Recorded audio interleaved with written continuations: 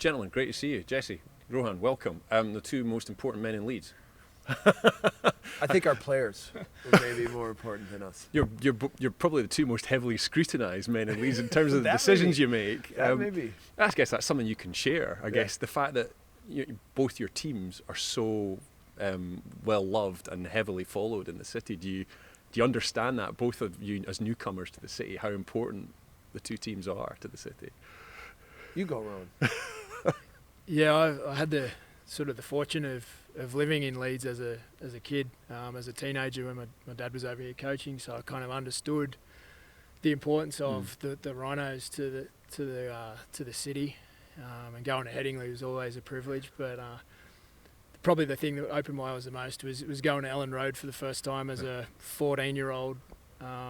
Arsenal against Leeds United, and the atmosphere and just amazing, like how much sport and how much the team means to the people is something that I feel privileged to be part of sport that means so much to other people. Yeah, I mean, when you came to Leeds at the start of the year, were you aware of just how sports mad a city it was?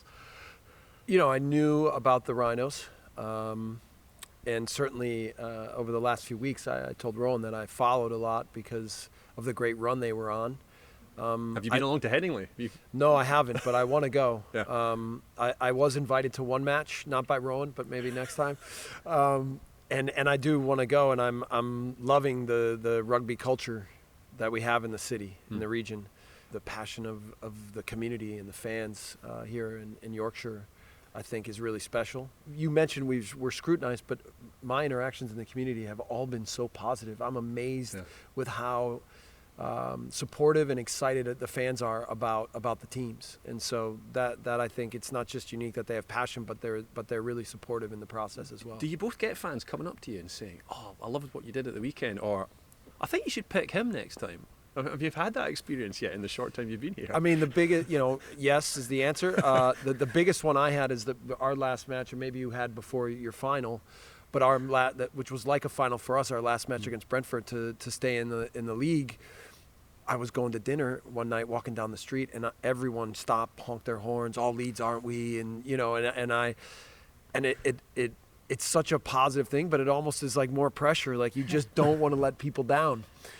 So I don't know. Is that similar to you, what your experience is? Yeah, especially the last couple of months where we had this run of form and got ourselves to Old Trafford and seeing how much it meant for people in the build-up and people just driving along or walking past you on the street saying, do well. And I think the other thing is that the fans are so knowledgeable about rugby league. Like they know the game really well in this city, I think, and that was probably the hardest thing to take about not getting the victory last weekend at Old Trafford was how much it meant to the people. And there's at full time, 78 minutes, the Leeds fans are out chanting the St Helens fans, even though defeat was ahead.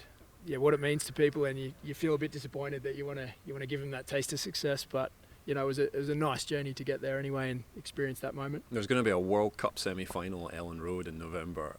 It's a fabulous arena for football, but what's it going to be like as a rugby league match there? Yeah, I think people in this country especially know the Premier League means so much to everyone, whether soccer or football is your first sport or whether rugby is.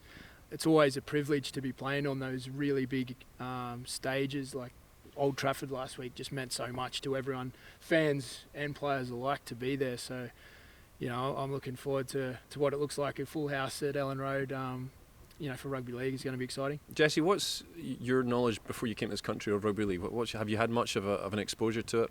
I had in Leipzig a man named Jack Naylor who was a rugby player, and we came to play Man City in September in Champions League, and we drove by a few stadiums in Manchester, and then he kind of gave me a full education. He's a big dude. And so I knew kind of that I don't mess with rugby guys. I learned that really quick. And I talked to Rowan about this. We talked a little bit today before our training session. One of the things that I love about sport is looking how different sports do things and what they value. And so, we've talked about having a little bit more of a shared relationship and where we can kind of watch each other and see what each other values, how we train, what the science is behind your sport, what it's behind my sport. And I think there's a lot to be learned from different disciplines. So, I've done that with our owners are also the San Francisco 49ers, and I went to visit them and what they do. I'm sure that would also be interesting a lot because there are similarities between rugby, obvious similarities between rugby and American football. But, the one thing you always see is passion and love of what you do. And that's, I think, what sport brings out in people. And is there a similar, you would I guess, concur with that, and also the fact that you're both managing high-performance squads as well. So there's a lot that you could probably learn in that regard, isn't there, from each other? Yeah, it was great to see practice out there earlier and just see how things get done and the setting the scene for the day and the culture and the way the players interacted is certainly you can learn a lot from that without actually being an expert on the sport. You can see how the environment's led, and that was really exciting for me and sort of getting me excited about the pre-season ahead to freshen up and get some new ideas and some new exposure. In terms of, you grew up embedded in this sport with your father and your uncle coaching. Did you watch soccer as well? Did you get involved in other sports as well yourself?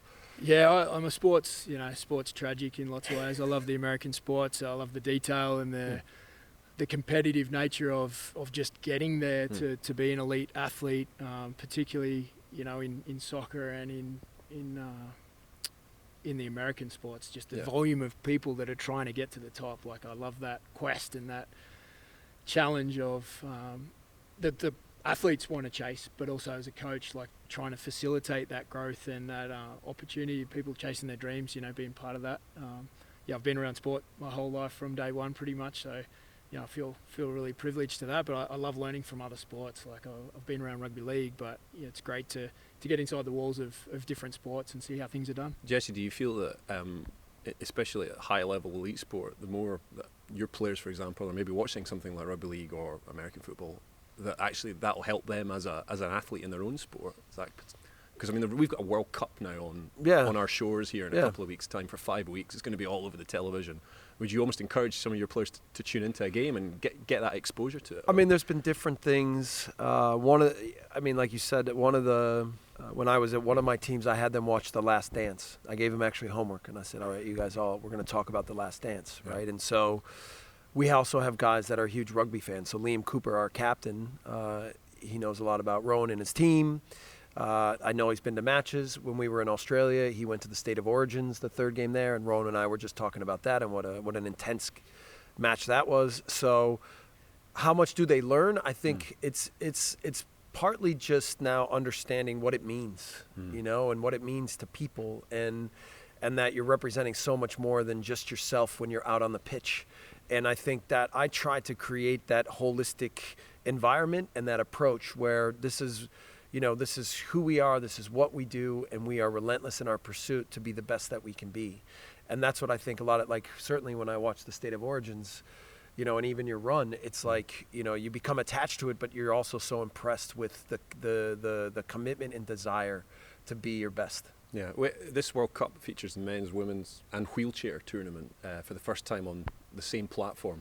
The American wheelchair team is competing in the Rugby League World Cup for the first time, which is a real groundswell moment. And the World Cup will probably come to the United States at some point. Are you hopeful that the sport can really grow off this tournament in the States? So when I was in university, I had roommates that played rugby because they had kegs on Thursdays at training. So that was my first real introduction to rugby, is seeing my roommates drunk on Thursday night at dinner. Oh, right, okay. But I think that the sport has grown a lot, collegiately and then professionally, and it's great to hear. I think one of the things that we do well in the States is the diversity at which we try to accomplish things. That's ethnically, that's with different privileges or challenges, and that's great to hear. I'm proud of our country for those reasons. And there's the women's games are taking place, a lot of them at Headingley as well. That semi-final I mentioned at Ellen Road. The city's going to be vibrant, if it's not already so at the moment, with the success that your team's having and what you've achieved this year. Are you going to both try and get along to watch some of these games if you get some time? Yeah, certainly. I'll be there. Like, rugby league is in the blood, and if there's a game on, I'll be there for sure. But I'm looking forward to seeing the women's games and the wheelchair stuff as well. Like that is they're unbelievable. Have you tried that? Have you had a go yet? No, I haven't had a go yet. It's phenomenal. Like the collisions and the way that those guys just go about their work is unbelievable. So I'm looking forward to that sort of diversity and everyone sort of inclusivity to get a turn at playing such a great sport. Yeah, the weekend of I think the November the 12th is the semi-final at Ellen Road. I know you'll probably have a league game that weekend. We play at Tottenham, but maybe we'll make it back. And we're going to spend some time together for sure. So this has been great to get to know each other a little bit, and we're so close here. So I'm excited to go to some sessions with you as well. And this has been great. Fantastic. Listen, great to see you both, and enjoy the tournament when it comes along. And good luck for the rest of the season. All right, thanks a lot. Thanks for being here. Thank you.